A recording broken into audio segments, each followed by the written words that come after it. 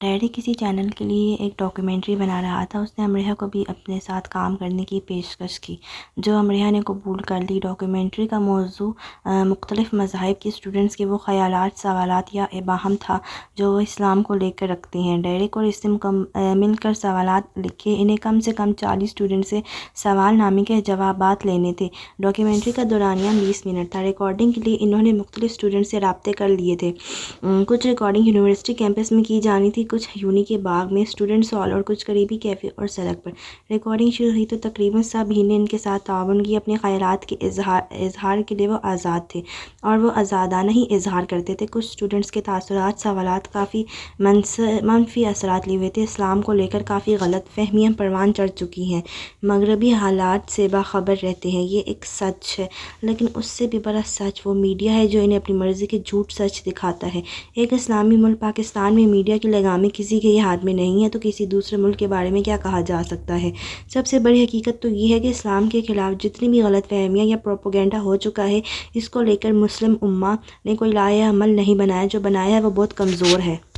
جاپانی اور جرمن جنگ عظیم میں مفتون رہے تھے، یہ ماضی ہے۔ یہ جاپانی اور جرمن ترقی کے ہر میدان کے فاتح ہیں، یہ حال ہے۔ ہر قوم خود پر ٹوٹنے والی افتادات سے سبق سیکھتی ہے، اس افساد سے چھٹکارا حاصل کر لیتی ہے۔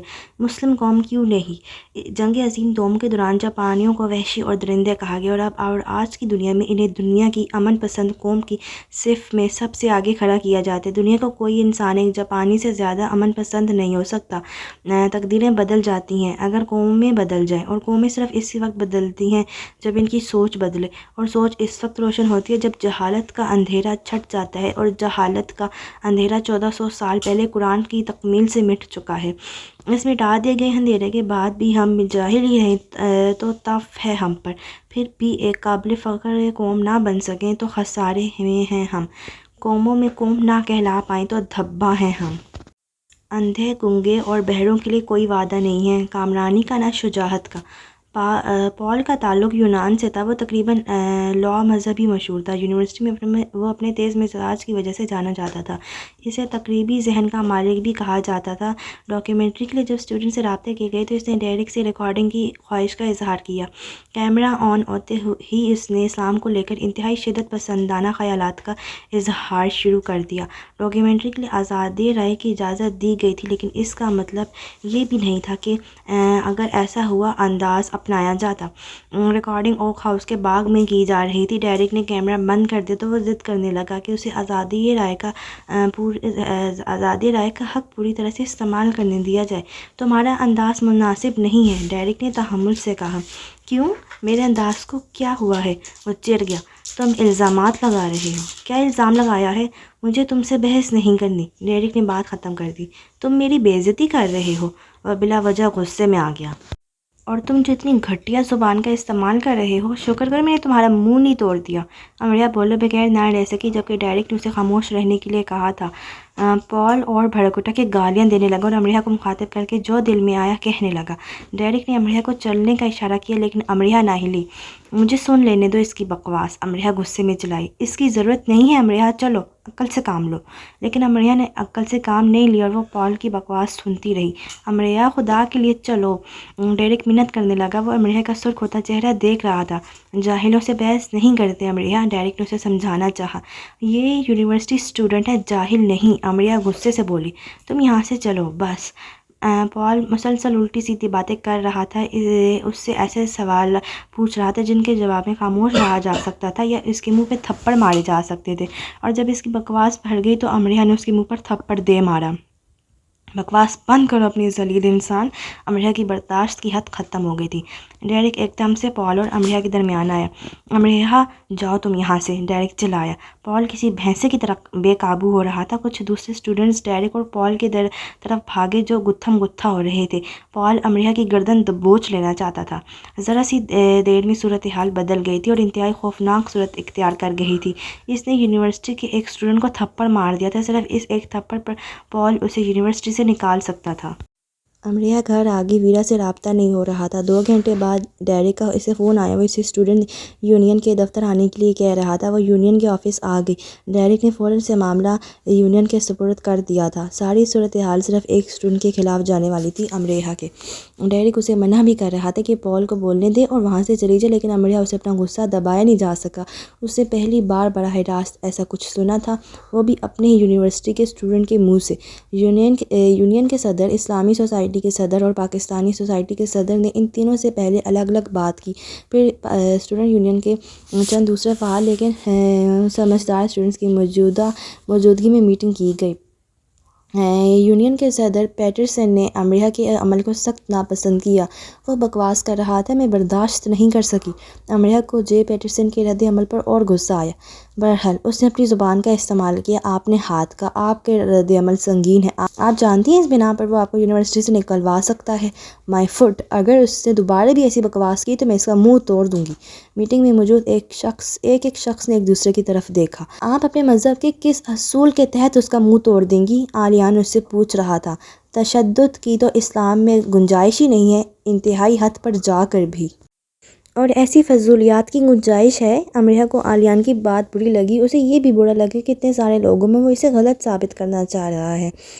نہیں، ہم نہ پال کے رد عمل کے حامی ہیں نہ ہی آپ کے، جے پیٹرسن نے کہا، لیکن آپ صرف مجھے ہی غلط کہہ رہے ہیں۔ آپ غلط ہیں، عالیہ نے سنجیدگی سے کہا۔ امریہ اس کی شکل دیکھتی رہ گئی تو وہ اسے اس قدر ناپسند کرنے لگا تھا۔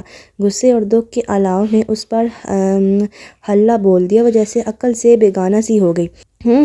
یونین کی اس میٹنگ کے ارکان عیسائی ہیں یا یہودی؟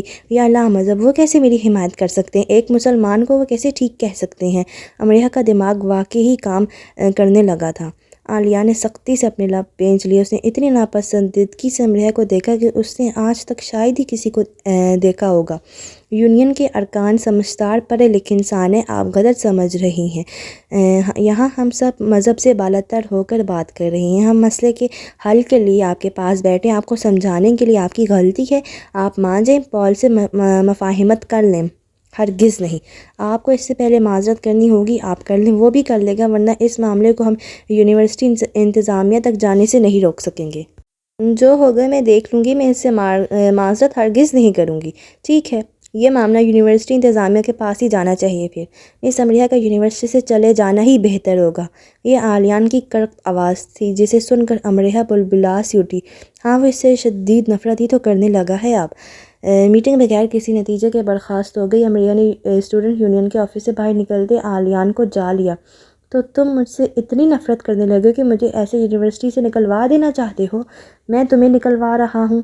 تم نے جے پیٹرسن سے کہا کہ ہاں، میں نے کہا اور ٹھیک کہا، میرا یونیورسٹی سے نکل جانا بہتر ہے۔ وہ سن چکی تھی پھر بھی تصدیق چاہتی تھی۔ بالکل، اس نے تصدیق کر دی۔ امریہ جاں کی تاں کھڑی رہ گئی۔ اتنی نفرت اب اس سے؟ تم مسلمان ہوتے تو تمہارے دل پر چوٹ لگتی۔ صرف نام رکھ لینے سے اور چند کتابیں پڑھ لینے سے کوئی مسلمان نہیں بن جاتا۔ جس طرح کی بکواس اس نے کی تھی وہ قتل کیے جانے کا لائق تھا۔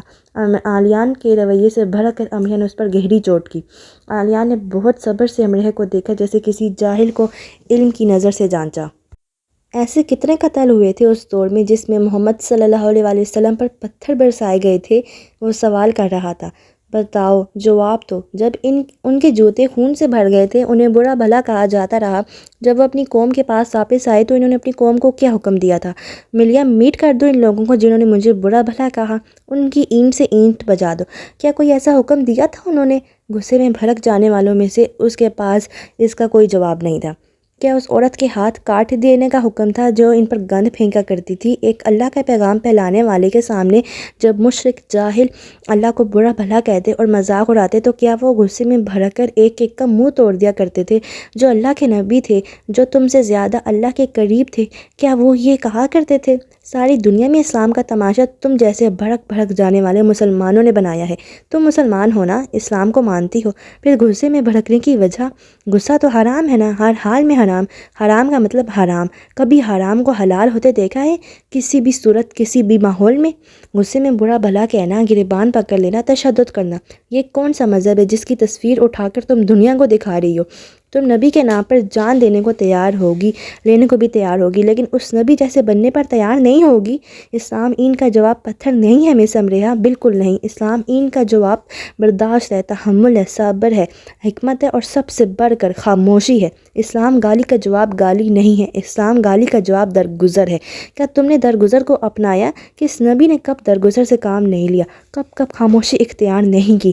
نبیوں کے لیے سب سے زیادہ صبر، خاموشی، حکمت کے پیغامات اترے ہیں۔ نبیوں نے یہی درس اپنی امتوں کو دیے ہیں۔ تم کس نبی کو مانتی ہو؟ تم کس دین کی پیروکار ہو؟ تم میں برداشت نہیں، تم میں صبر نہیں، تم کون ہو؟ کل انسانیت وحشی پن پر اتر آئے تو بھی اسلام اس کی مخالفت کرتے ہیں۔ اپنے برائے نام اسلام کو صرف خود تک رکھو، بھڑک کر اسے مار کر تم نے ثواب نہیں کمایا۔ تم اسے بولنے دیتی، کیا اس کے کہہ دینے سے وہ سچ ہو جائے گا جو جھوٹ ہے، غلط ہے؟ تم جانتی ہو کہ یہاں کیا ہو سکتا ہے۔ پال کا حلقہ بہت بڑا ہے، وہ ایک سپورٹس مین ہے، یونی اسے سپورٹ کرتی ہے، اس کے کئی چاہنے والے ہیں۔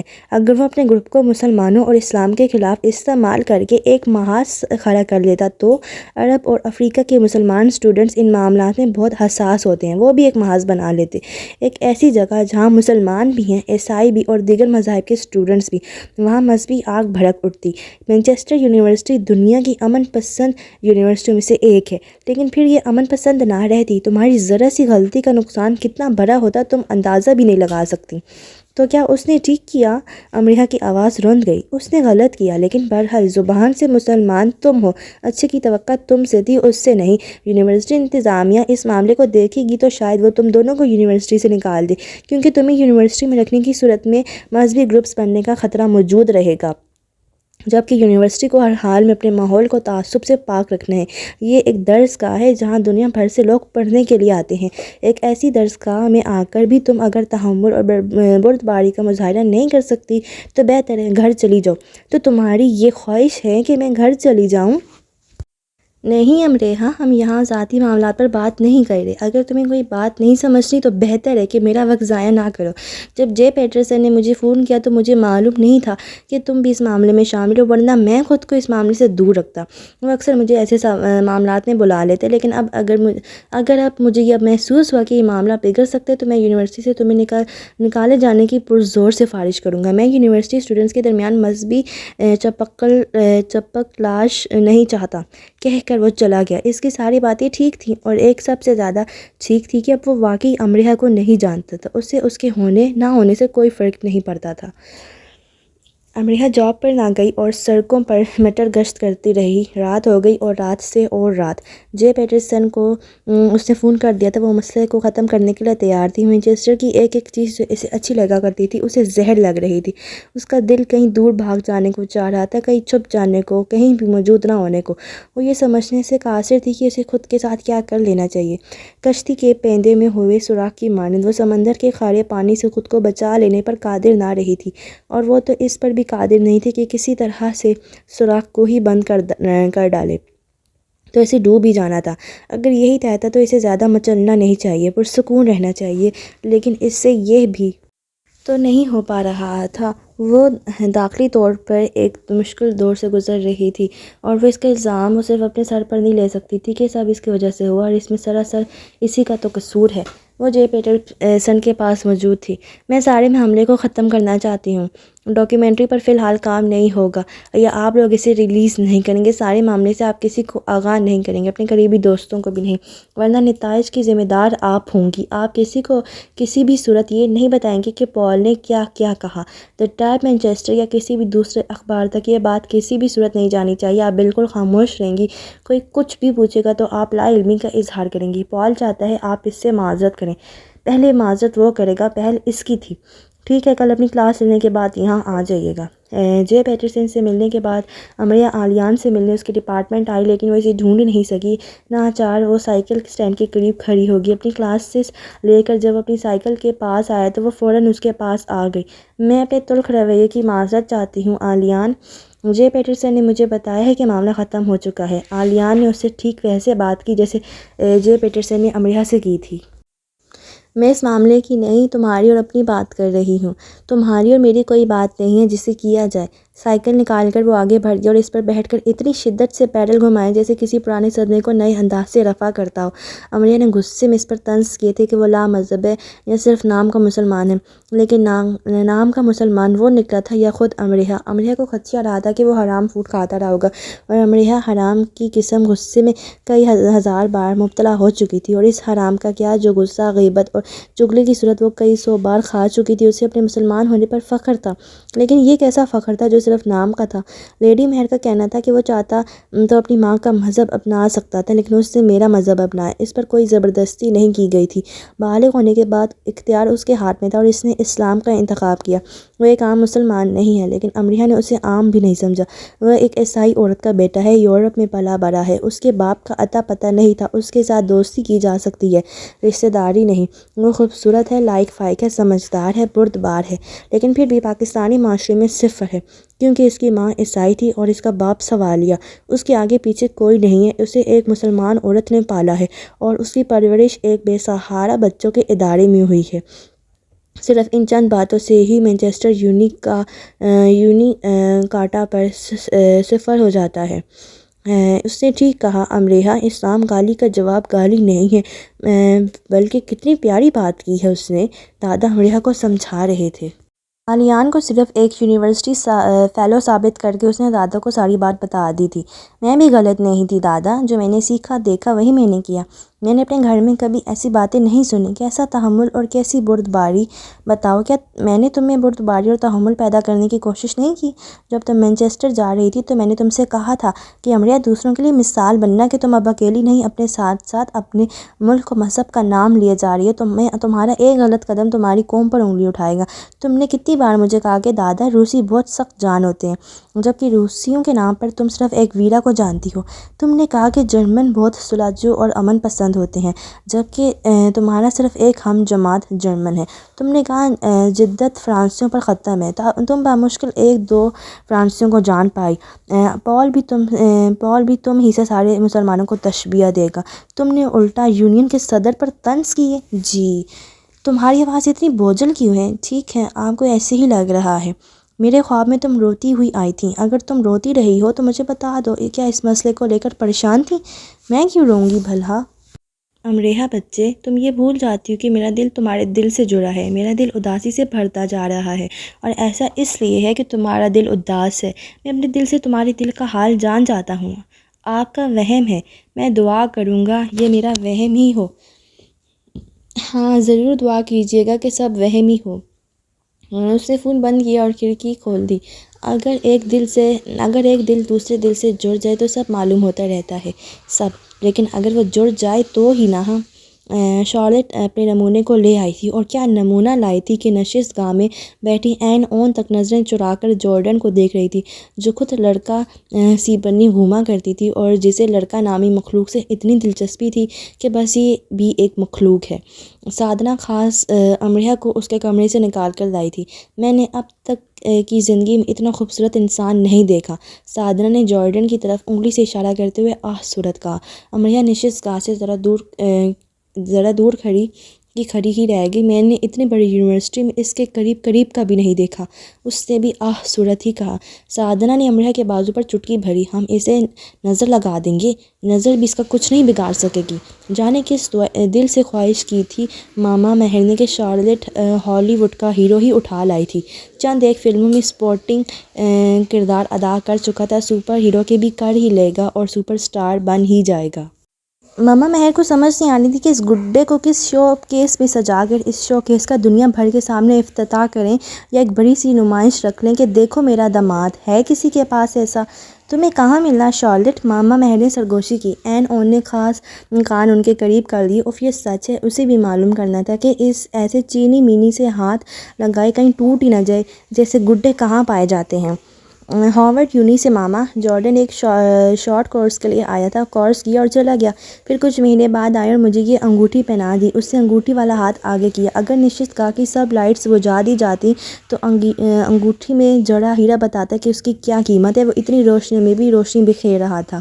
مجھے تو یقین نہیں آ رہا کہ اس نے تمہیں پسند کر لیا ہے۔ شارلٹ کا منہ اتر گیا۔ وہ بلا شبہ خوبصورت تھی لیکن جارڈن جتنی بہرحال نہیں۔ لیکن ماؤں کو تو صرف اپنے ہی بچے پیارے لگتے ہیں نا، تو مما مہر کو جارڈن کیوں پیارا لگا پھر؟ کتنی خوش قسمت ہوں میں شارلٹ۔ مما مہر نے بچوں کی طرح دونوں ہاتھ تھوڑی تلے ٹکائے۔ امریہ نے ہنسی کی زیادتی کی وجہ سے منہ پھیر لیا۔ البتہ سادھنا کو نشست گاہ سے جانا پڑا۔ کیا انداز تھا مما مہر کا! فلمی ستارے آئیں گے، بولو مجھے شادی کے انتظامات کرنے ہیں۔ اینجلینا جولی، بریڈ پٹ کے آنے کے کتنے فیصد امکانات ہیں؟ صرف خاندان کے لوگ ہوں گے مما یا قریبی دوست؟ اور میڈیا آئے گا؟ شارلٹ کی گلابی رنگت پیلی سی پڑ گئی۔ اس نے آنکھیں گھما کر جارڈن کی طرف دیکھا کہ وہ ان کی طرف متوجہ تو نہیں۔ بالکل نہیں مما، جارڈن کو یہ سب نہیں پسند۔ لیکن مجھے پسند ہے شارلٹ۔ تم جانتی ہو میری کتنی بڑی خواہش تھی کہ میرا کوئی بچہ ہالی ووڈ سٹار بنے، لیکن کتنے برے ہو تم سب، سوائے عالیان کے کوئی آڈیشن دینے نہیں گیا، اور میری قسمت دیکھو، وہ آڈیشن میں ناکام ہو گیا۔ ویسے وہ ہر جگہ ٹاپ کرتا ہے۔ شارلٹ میری مانو بلی، اب تو مجھے ایک بنا بنایا ہیرو مل گیا، مجھے مت روکو۔ ٹھیک ہے مما، چپکے سے بلوا لیجیے گا، شارلٹ نے کان کے قریب ہو کر کہا۔ تم جارڈن سے یہ بھی کہنا کہ وہ فلمی ستاروں کو شادی میں ضرور بلائے، خاص کر بریڈ پٹ کو۔ سادھنا واپس آ کر بیٹھ چکی تھی اور اس آخری بات پر پھر باہر جانے کو تھی۔ آریان دن بدن صحت یاب ہو رہا تھا۔ سادھنا تو چڑیا کی چوں چوں پر بھی پیٹ پر ہاتھ رکھ کر ہنستی تھی، عین اور البتہ جارڈن کو دیکھنے میں مصروف تھی۔ کیا آپ چاہتی ہیں میں یہاں سے اٹھ جاؤں؟ جارڈن نے بانسری سے میٹھی لے میں بہت مہذب انداز سے این اون سے پوچھا۔ این اون نے گھبرا کر نام میں سر ہلایا۔ برائے مہربانی اپنی نظریں مجھ پر سے ہٹا لیں یا خود کو۔ شکریہ۔ این اون ندیدہ بچوں کی طرح اسے دیکھنے لگی۔ بری بات این، باز آؤ، یعنی اس نے جارڈن کے لب تو ہلتے دیکھے تھے پر آواز اس کے کانوں کے پردوں سے اندر نہیں اتر سکی تھی۔ سادھنا کو منہ پر ہاتھ رکھ کر پھر سے باہر جانا پڑا۔ اور یوں باہر کی دلہن شارلٹ اور باہر کا گڈا جارڈن مما مہر سے شادی کی اجازت لے گئے۔ رات بھر شارلٹ کی چمکتی ہوئی آنکھیں امریہ کی آنکھوں میں اندھیرا کرتی رہیں۔ شارلٹ کا کوئی بھی خاندان نہیں تھا، اس کی ذات پر ایک نہیں کئی سوالیہ نشان تھے، لیکن جارڈن اسے بیاہ کر لے جا رہا تھا۔ شارلٹ نے بتایا تھا کہ جارڈن کا خاندان کافی بڑا ہے اور وہ شارلٹ کو لے کر بالکل خوش نہیں ہے، اور انہوں نے صاف صاف اپنی ناپسندیدگی کا اظہار کر دیا، لیکن جارڈن نے ان کی ناپسندیدگی کی پرواہ نہیں کی اور انہیں اپنے فیصلے سے آگاہ کر دیا۔ تو یہ ہوتی ہے محبت، بنا کسی سوال و جواب کے۔ ٹھیک ہے، محبت کا اندھا ہونا ضروری نہیں، لیکن محبت کا ہی اتنا بینا ہونا بھی ٹھیک نہیں کہ پہلے سوال نامے کو بھرو پھر آگے بڑھو، جمع تفریق کرو، حاصل جمع نکالو، پھر انکار کرو، اور یہ بھول جاؤ کہ محبت ہی تو سب سے پہلے ذات و نسل کا فرق مٹاتی ہے، عرش و فرش کا، تخت و خاک کا، کم اور زیادہ کا۔ محبت ہی تو سب کر دیتی ہے، جو اس سے گل ہوتی ہے اور کل ہی رہ جاتی ہے۔ ایسا نہ کرے تو وہ محبت ہی نہیں رہتی۔ سوال و جواب نکالتے وہ رات گزر گئی۔ اگلی رات ویرا اسے سائیکل پر بٹھا کر لے گئی، اسے آکسفورڈ روڈ کی طرف لیے جا رہی تھی۔ ہم کہاں جا رہے ہیں؟ یونی۔ ویرا کھڑی ہو کر سائیکل چلا رہی تھی۔ اس وقت آدھی رات کو؟ امریہ مضبوطی سے سائیکل کو تھامے رہی۔ وہ بس گر جانے کو ہی تھی۔ اتنی بار ویرا کی رولر کوسٹر پر بیٹھ جانے کے باوجود ہر بار اسے یہی لگتا تھا کہ یہ اس کا آخری سفر ہے اور اگلا سفر آخرت کی طرف ہوگا۔ ہاں ضروری ہے، ویرا نے اور تیزی سے سائیکل چلائی۔ آکسفورڈ روڈ پر اس کی سائیکل رکی تو وہ حیران رہ گئی، وہاں کم سے کم 15 اور اسٹوڈنٹس موجود تھے۔ ویرا نے ہینڈی کیم امریہ کے ہاتھ میں پکڑایا۔ مجھے ٹھیک سے شوٹ کرنا۔ کیا کرنے جا رہی ہو تم؟ امریہ کا خیال تھا روڈ پر وہ سب دوڑ لگائیں گے، دیکھ لینا۔ ویرا نے ہاتھوں کو رگڑا۔ خود کو گرم کرنے کے لیے پہلے ان سب نے دوڑ لگائی، پھر اولڈ کیمپس کی محراب کے اندر ہو گئے تاکہ روڈ پر لگے کیمرے انہیں شوٹ نہ کر سکیں۔ ہمارے پاس زیادہ سے زیادہ 10 منٹ ہیں، پولیس آنے کی صورت میں کوئی کسی کا ذمہ دار نہیں ہوگا۔ ایک لڑکے نے جس نے اونچی اٹھان والی ٹوپی پہن رکھی تھی، ہاتھ میں پکڑی دھاتی پلیٹ کو چمچ سے بجا کر کہا۔ امریہ نے پولیس کے نام پر خوف سے ویرا کو دیکھا۔ ویرا، یہاں کیا ہونے جا رہا ہے؟ تمہارا خون، پھر ہم تمہیں یہاں دفن کر دیں گے، ویرا نے صفاقی سے کہا۔ ٹن ٹن ٹن دھاتی پلیٹ پر چمچ بجا۔ ان بیچاروں کے پاس صرف 10 منٹ تھے نا۔ زبان کے نیچے 2 انگلیاں دے کر سیٹی بجائی اور محراب کے سامنے پوزیشن لیے کھڑے کمانڈوز یونیورسٹی آرک پر ٹوٹ پڑے اسے سر کرنے کے لیے۔ امریہ کو نہیں معلوم تھا کہ یونی کو سر کرنے کا ایک طریقہ یہ بھی ہے۔ اسے گمان سا ہوا کہ ذرا دور ایک کیمرہ چھپا ہوا ہے جس کے پیچھے جیمز کیمرون کھڑا اپنی نئی آنے والی فلم کے لیے ریکارڈنگ کر رہا ہے۔ امریہ نے سر کو جھٹکا سا دیا۔ کیا وہ پاگل خانے سے پاگلوں کے درمیان تھی؟ نہیں، وہ مانچسٹر یونیورسٹی کے ان اسٹوڈنٹس کے کرتب دیکھ رہی تھی جنہوں نے خفیہ سوسائٹی بنا رکھی تھی، جن میں شامل اسٹوڈنٹس ایکس مین، اسپائڈر مین اور بیٹ مین بننے کے مواقع تلاش کرتے رہتے تھے۔ یعنی وہ افواہ درست تھی کہ چند اسٹوڈنٹس نے کئی سو فٹ اونچی آمنے سامنے کی دو عمارتوں کی چھتوں پر رسہ تان کر ان پر چہل قدمی کی۔ وہ چہل قدمی کرنے والے کون ہوں گے؟ ان میں سے کوئی نہ، ان 4 لڑکیوں اور 10 لڑکوں میں سے کوئی۔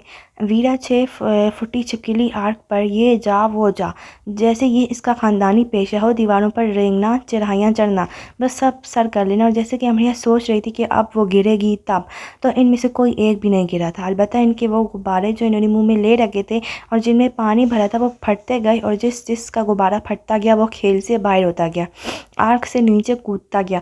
جیسے پہاڑ پر درخت پر چڑھائی کی جاتی ہے، ایسے ہی وہ اوپر سے اوپر جا رہے تھے۔ اصل کوہ پیما اور بن مانس بھی ان کے ساتھ آ کر مقابلہ کرتے تو ہار جاتے۔ یہ حقیقتیں آنکھوں دیکھی۔ 14 میں سے 6 اپنے غباروں سمیت یونی آرک تک پہنچنے میں کامیاب ہو گئے۔ ان 6 نے اپنے پانی بھرے غبارے فضا میں پھوڑ کر اپنی فتح کا اعلان کیا۔ ان 6 میں کارل اور ویرا بھی شامل تھے۔ ونر حضرات مسکراتے ہوئے نیچے کود آئے۔ یہ کھیل کا پہلا راؤنڈ تھا، ابھی دوسرا باقی تھا۔ اب انہوں نے پہلے سے زیادہ وسیع اور بھرے غبارے منہ میں لے لیے۔ 1 2 3 کا اشارہ کیا گیا، سیٹی بجائی گئی اور لنگور حضرات، مستقبل کے ایکشن ہیروئنز پھر سے آرک پر ٹوٹ پڑے۔ ویرا کمانڈو بچے نے جنگلی گوریلے کی سی پھرتی سے کونے میں فٹ پائپ کو جھپٹا، اور امریہ نے پلکیں بھی نہیں جھپکی تھی کہ یہ جا وہ جا۔ ادھر ادھر ہاتھ پیر پھنساتی ویرا تیزی سے اوپر چڑھ رہی تھی۔ ایک تو چڑھائی، اوپر سے پانی بھرے غبارے، آسان کام نہیں کرتے تھے وہ۔ ایک ایک کر کے 4 کے غبارے پھٹے اور وہ نیچے کود گئے۔ رہ گئے کارل اور ویرا۔ اب کارل کو ہرانا موت لگ رہا تھا اور ویرا کو ہار مان لینا۔ ویرا ایک سمت سے، کارل مخالف سمت سے میراب کی ایک چوٹی کی طرف بڑھ رہے تھے۔ موت اور زندگی کی جنگ تھی۔ دونوں کم و بیش ایک ہی وقت میں ایک سفید جھنڈے پر جھپٹے جو انہوں نے پہلے سے ہی وہاں لگا دیا تھا۔ جھنڈا ویرا اور کارل دونوں کے ہاتھ میں بیک وقت آیا۔ کارل نے زور سے جھٹکا دیا، ویرا گرتے گرتے بچی۔ ویرا نے اسے زیادہ زوردار جھٹکا دیا، لیکن کارل ہلا تک نہیں اور دانت دکھانے لگا۔ ویرا نے غبارہ اوپر ہی پھوڑ دیا، جبکہ کارل نے اپنا غبارہ امریہ کے سر پر پھوڑنا چاہا، لیکن امریہ پیچھے ہٹ گئی۔ خیالی جیمز کروم نے تالی بجائی اور انگوٹھے کا اشارہ دے کر کیمرہ کلوز کر دیا۔ فلم دی یونی لنگورس کی شوٹنگ مکمل ہوئی۔ دونوں میں سے اصل ونر کون ہے اور کس کے ہاتھ میں پہلے جھنڈا آیا، اس کے لیے جو دوسرے کھلاڑی دیکھ رہے تھے ان سے ووٹنگ کروائی گئی، جس کے رزلٹ میں 10 ووٹ لے کر کارل جیت گیا۔ یہ سب تمہارے چمچے ہیں، اس لیے تمہارے حق میں فیصلہ کیا ہے۔ ویرا بھڑک اٹھی، اور وہ کارل کو سمجھتی ہی کیا تھی، نت نئی شرارتوں کا چوہا دان، چوہا ہی۔ چلو، میرے دوست اس قابل تو ہیں کہ ایسے کارآمد چمچے بن سکیں، تمہاری زنگ آلود چمچی تو اس قابل بھی نہیں ہے۔ سیڑھی لگا کر بھی دی نا تو یہ 2 فٹ اوپر چڑھنے سے پہلے ہی چیخ چیخ کر سارے مانچسٹر کو اٹھا دے گی۔ مس رشیا، اپنی چمچی بدلو۔ کارل نے انگلی سے امریہ کی طرف اشارہ کر کے منہ اٹھا کر ہنسنا شروع کر دیا۔ سب بھی ہنسنے لگے۔ امریہ کا خون کھول اٹھا، اور سچ تو یہ کہ اس کا جی چاہا کہ کارل کا منہ یوں توڑ ڈالے کہ اسے 20-30 سیکنڈز کے اندر آرک کی چوٹی کو ہاتھ لگا کر دکھا دے اور غبارے کو پتھروں سے بھر کر اس کے سر پر پھوڑے۔ پر ایسے سپنے ہی دیکھے جا سکتے ہیں۔ تصویر ٹانگنے کے لیے اگر وہ سٹول پر کھڑی ہو جاتی تو دادا سے سٹول پکڑواتی کہ ہل کر سٹول اسے گرا ہی نہ دے۔ اب جو 3 فٹ کے سٹول پر ایسے کھڑا ہوگا، اس پر ایسے جیکی چین کی طرز کے سپنے دیکھنا تو بنتا نہیں۔ ایک زوردار سیٹی گونجی اور خفیہ سوسائٹی کے ارکان میں کھلبلی مچی۔ جلدی سے وہ ایک سائیکل پر 2-2 3-3 بیٹھے اور یہ جا وہ جا۔ سیٹی رات کو گشت کرنے والے یونیورسٹی پولیس کی آمد کا اعلان دینے کے لیے خفیہ سوسائٹی کے ایک ہی رکن نے بجائی تھی جو اسی کام پر مامور تھا۔ امریہ سمجھی پولیس آ گئی۔ ہائے، میری یونی گئی! امریہ گھبرا کر چلائی۔ ویرا نے اسے کھینچ کر سائیکل پر بٹھایا۔ اب ہمیں یونی سے نکال دیا جائے گا نا؟ امریہ نے دانت پر دانت جمائے۔ ویرا نے کہکا لگایا، میں پورا برطانیہ ہلا ڈالوں گی اگر کسی نے ایسا کرنا چاہا۔ تم تو ہلا ڈالو گی، میں کیا ہلاؤں گی؟ میری تو دادی نے اس بار میری پیشانی پر لکھوا دینا ہے، منحوس ماری، جہاں جاتی ہے بیڑا غرق کر کے آتی ہے۔ ویرا کا کہکا بڑا عظیم تھا۔ امریہ کے ذہن میں آنے والا خیال اس سے بھی زیادہ عظیم تھا، اور اس عظیم خیال کو اس نے عظمت بخش دی۔ ہینڈی کیم سے بنی ویڈیو اس نے محترم ڈین اور انتظامیہ کو میل کر دی۔ ڈائریکٹ سے سیگی ایڈیٹنگ سے اس نے ویرا کو کاٹ کر نکال دیا اور صرف کارل کو رہنے دیا۔ اس کا دل چاہا کہ دا ٹیپ میں بھی بھیجتے، لیکن ویب پر اس ویڈیو کے پوسٹ ہوتے ہی کارل یونیورسٹی میں اور زیادہ مشہور ہو جاتا، کیونکہ سارے اسٹوڈنٹس ایسی حرکتوں کو بہرحال بہت پسند کرتے اور اسی طرح کارل کے نام کا ڈنکا یونی میں بجنے لگتا، جو امریہ کو منظور نہیں تھا۔ ویڈیو بھیج دی گئی، کتابوں اور جوتوں والا حساب برابر ہو گیا۔ امریہ رات کو سکون سے سوئی، اتنے سکون سے کہ ایک گھنٹے کے اندر اندر وہ خوفناک چیخ مار کر اٹھ بیٹھی۔ کارل اس کے بستروں پر سانپوں سے بھرا باکس انڈیل رہا تھا۔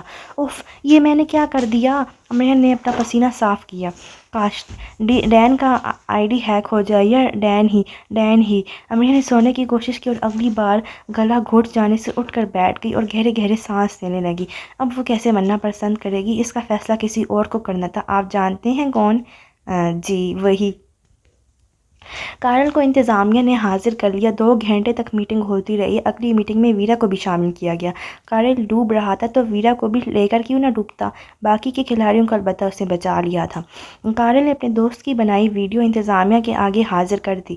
فیصلہ 3 دن کے لیے یونیورسٹی سے باہر، نو لیکچر نو کلاس، ساتھ وارننگ مطلب عام وارننگ نہیں، مطلب اگلی بار کسی بھی قسم کی شکایت پر سیدھا یونیورسٹی سے باہر۔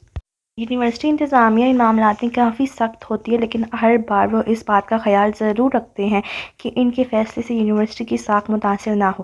اگر ایسے اسٹوڈنٹس باہر نکالے جاتے رہے تو انگلیاں یونیورسٹی پر ہی اٹھیں گی۔ ویرا نے امریہ سے بات چیت ہی بند کر دی۔ امریہ نے اسے منانا چاہا لیکن ناکام رہی۔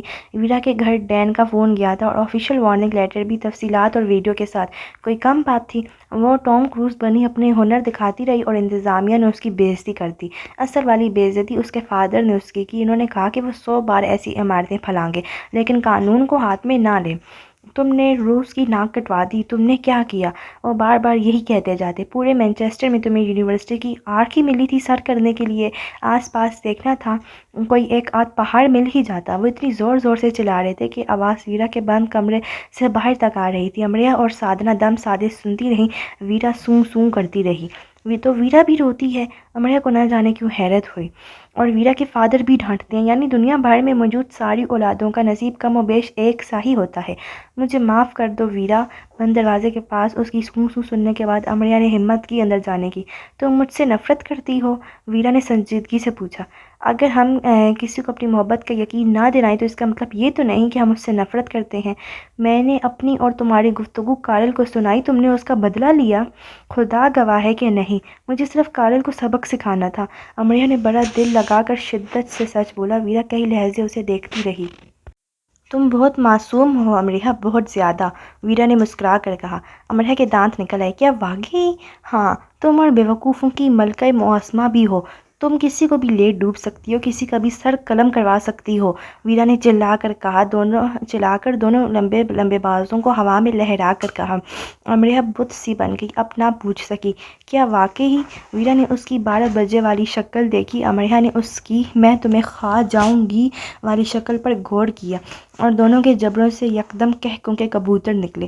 یہ تم دونوں میں کیا کھچڑی پک رہی ہے آج کل؟ صبح ناشتے کی میز پر لیڈی مہر پوچھ رہی تھیں۔ امریہ نے نام اس طرف سر ہلایا کہ جبکہ ویرا نے منہ پھلا لیا۔ لیڈی مہر نے این اون کی طرف دیکھا۔ این اون آج کل لیڈی مہر کی کارندہ خاص بنی ہوئی تھی اور اس کارندہ خاص نے چابی کی گڑیا کی طرح سب سنا دیا، سب۔ لیڈی مہر کتنی ہی دیر ویرا کو دیکھتی رہیں۔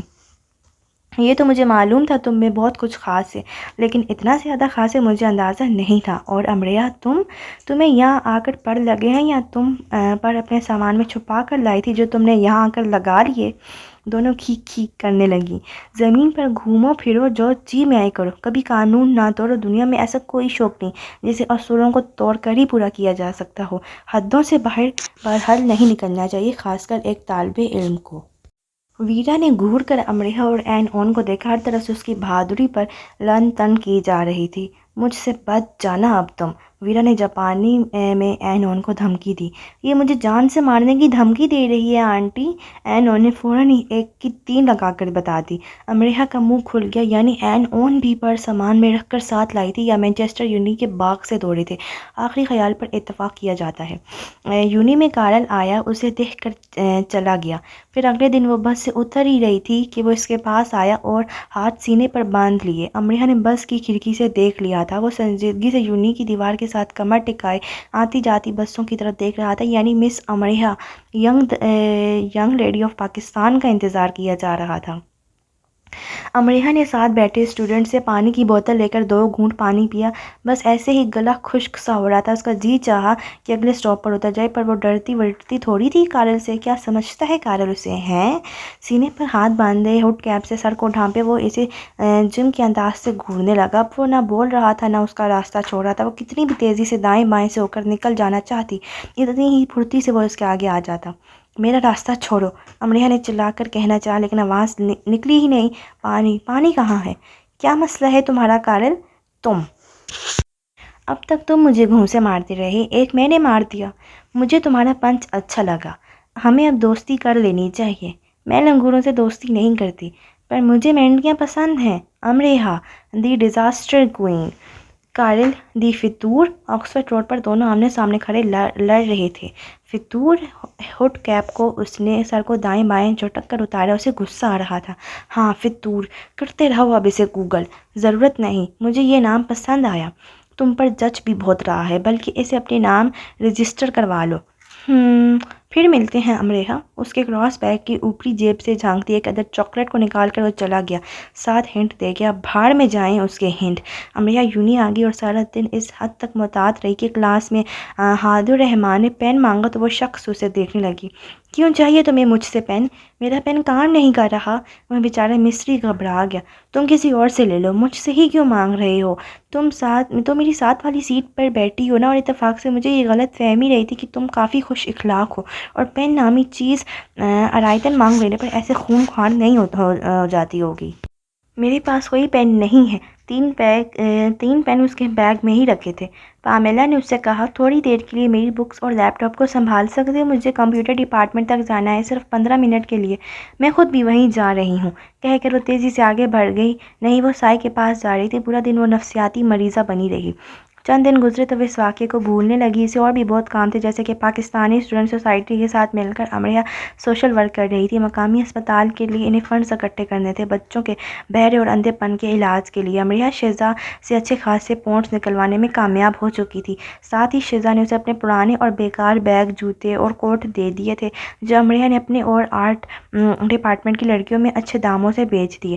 وہ آلیان کے پاس بھی گئی تھی۔ حقیقت یہ تھی کہ وہ پھر سے چھپ کر اسے دیکھ رہی تھی، اور وہ ایک دم سے اس کے سامنے آ گیا تھا۔ میں فنڈز جمع کر رہی ہوں۔ وہ گھبرا گئی۔ باکس آگے کیا۔ ثبوت۔ اس نے چند پونڈ فنڈ باکس میں ڈال دیے اور جانے لگا۔ بچوں کے اندھے اور بہرے پن کا علاج ہونا ہے، علاج مہنگا ہوتا ہے، ہمیں زیادہ پونڈز چاہیے۔ اس کی پشت سے گھوم کر وہ جلدی سے آگے آئی اور اس کا راستہ روک لیا۔ اسے زیادہ پونڈز نہیں، اس کا زیادہ وقت چاہیے تھا۔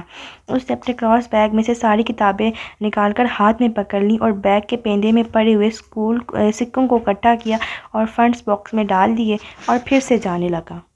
کتنی شرم کی بات ہے آلیان، تم نے کتنا کم فنڈ دیا ہے۔ میرے پاس جتنے تھے میں نے سب اس باکس میں ڈال دیے ہیں، وہ بیزاری سے بولا۔ یہ تو بہت بری بات ہے، بلکہ قریب بے عزتی کی، اس نے کہتے اپنے بیگ میں سے جلدی سے 10 پونڈز نکالے اور باکس میں ڈال دیے۔ یہ 10 پونڈ کی ٹویٹ میں نے تمہاری طرف سے باکس میں ڈال دی ہے، اب تم مجھے 10 پونڈ واپس کر دینا، ٹھیک ہے؟ کر دینا یاد سے۔ امریحہ کو اپنی بہادری پر حیرت ہوئی۔ آلیان خاموش اسے دیکھ رہا تھا۔ جب چاہے کر دینا، میں جلدی نہیں مچاؤں گی، امریحہ کہہ کر پلٹ آئی، جیسے وہ اسے دیکھ رہا تھا۔ اس پر تو امریحہ نے یونی کے بیچ بیٹھ کر دھاڑے مار کر رونا شروع کر دینا تھا، لیکن اس بار کوئی اس کے سامنے گھٹنوں کے بل آ کر نہیں بیٹھے گا۔ وہ یہ بھی جانتی تھی اس بار مغرب اور مشرق کا تال میل نہ ہوگا، اس بار اسے چپ نہ کروایا جائے گا، نہ جان نہ پہچان۔ یونیورسٹی میں کوئی امریحہ نہیں، اس یونیورسٹی میں کوئی آلیان بھی نہیں۔ کارل فوراً اس کے پاس آئے اور صرف 2 پونڈز باکس میں ڈالے۔ یہ لو، آج سے ہم دوست ہیں۔ چمکدار دانتوں کی نمائش کی خواہ مخواہ۔ امریحہ نے فنڈ باکس کو کھول کر 2 پونڈ نکالے، اس میں اپنے بیگ سے 2 پونڈ نکال کر شامل کیے اور اسے واپس کیے۔